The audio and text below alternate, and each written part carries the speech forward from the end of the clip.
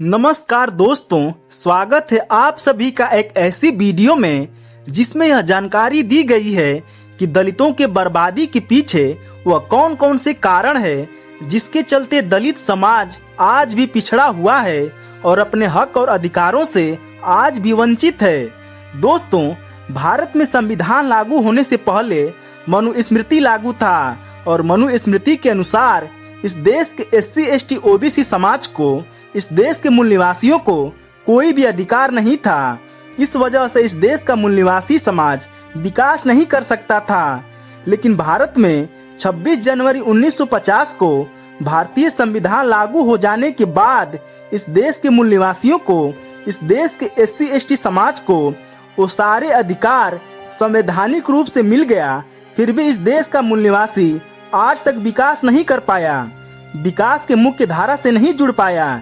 दोस्तों, ऐतिहासिक रूप से और समकालीन समय में दलितों के विनाश के 7 कारण मैं आप लोगों के बीच में लाया हूं। और इन 7 कारणों के अलावा अगर आप लोगों को लगता है कि कोई और कारण है तो कमेंट करके जरूर बताइएगा। तो दोस्तों, चलिए वीडियो को शुरू करते हैं। नंबर 1, जाति आधारित भेदभाव।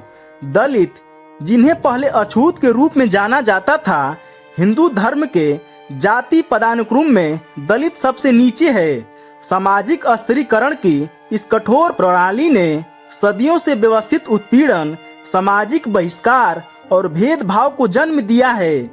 जाति आधारित संरचना ने अक्सर दलितों को बुनियादी मानवाधिकारों जैसे शिक्षा, स्वास्थ्य सेवा और संसाधनों तक पहुंचने से वंचित किया है। नंबर 2, सामाजिक और आर्थिक बहिष्कार। दलितों को आर्थिक रूप से हाशिए पर जाने का सामना करना पड़ता है क्योंकि उन्हें ऐतिहासिक रूप से स्वच्छता कार्य, चमड़ा कमाना और अस्वच्छ कामों में धकेल दिया गया है। इन व्यवसायों ने भूमि और पूंजी तक पहुंचने की कमी के साथ मिलकर दलितों को गरीबी में फंसाए रखा है। आर्थिक बहिष्कार उनकी संपत्ति जमा करने, गुणवत्तापूर्ण शिक्षा प्राप्त करने और अपनी सामाजिक गतिशीलता में सुधार करने की क्षमता को भी सीमित कर दिया गया। नंबर 3, हिंसा और उत्पीड़न। दलितों को अक्सर शारीरिक हिंसा का सामना करना पड़ता है, जिसमें ऑनर किलिंग, बलात्कार और लिंचिंग जैसे जाति आधारित अत्याचार शामिल है। हिंसा के कृत्य कभी कभी दंड से मुक्ति या प्रमुख जाति समूहों की मौन स्वीकृति के साथ किए जाते हैं, जिससे भय, धमकी और अमानवीयकरण का चक्र आगे बढ़ता है। नंबर 4, शिक्षा और राजनीतिक शक्ति का अभाव। शिक्षा और राजनीतिक शक्ति तक सीमित पहुंच ने ऐतिहासिक रूप से दलितों को अपनी दमनकारक स्थितियों को चुनौती देने से रोका है। शिक्षा और रोजगार में आरक्षण जैसी सकारात्मक कार्रवाई नीतियों के बावजूद गहरी जड़ें जमाए हुए भेदभाव अक्सर दलितों की समाज में पूरी तरह से भाग लेने या प्रभावशाली पदों पर चढ़ने की क्षमता को सीमित कर रखा है। नंबर 5, सांस्कृतिक और धार्मिक औचित्य। धार्मिक और सांस्कृतिक विचारधाराओं, विशेष रूप से हिंदू धर्म में दलितों के उत्पीड़न को उचित ठहराने और उसे बनाए रखने के लिए इस्तेमाल किया गया है। अनुष्ठान शुद्धता की अवधारणा और यह विश्वास की दलित कर्म या ईश्वरीय इच्छा के परिणाम स्वरूप अपनी सामाजिक स्थिति में पैदा होते हैं।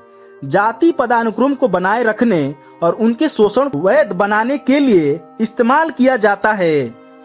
नंबर 6, कानूनी और संस्थागत बाधाएं। जबकि भारतीय संविधान ने 1950 में अस्पृश्यता को समाप्त कर दिया, समानता को लागू करने के लिए सामाजिक और कानूनी तंत्र कमजोर रहे हैं। दलितों की रक्षा के लिए बनाए गए कानूनों को अक्सर अपर्याप्त रूप से लागू किया जाता है और कानून प्रवर्तन, स्वास्थ्य सेवा और शिक्षा सहित कई क्षेत्रों में भेदभाव अभी भी प्रचलित है। नंबर 7, अंतर्विभाजकता। दलितों का उत्पीड़न अक्सर लिंग, वर्ग और क्षेत्रीय असमानताओं सहित अन्य प्रकार के भेदभाव से बढ़ जाता है। उदाहरण के लिए, दलित महिलाओं को जात और लिंग आधारित हिंसा और भेदभाव का दोहरा बोझ झेलना पड़ता है। इन कारकों के संयोजन से दलित समुदायों का व्यवस्थित विनाश हुआ है, जिससे उनकी सामाजिक, आर्थिक और राजनीतिक भलाई प्रभावित हुई है। प्रगति के बावजूद दलितों को समानता और न्याय की अपनी लड़ाई में महत्वपूर्ण चुनौतियों का सामना करना पड़ रहा है। तो दोस्तों, आप लोगों को यह जानकारी कैसी लगी कमेंट करके बताइएगा। साथ ही वीडियो को लाइक करके चैनल को सब्सक्राइब कर दीजिएगा। वीडियो देखने के लिए आप लोगों का बहुत बहुत धन्यवाद।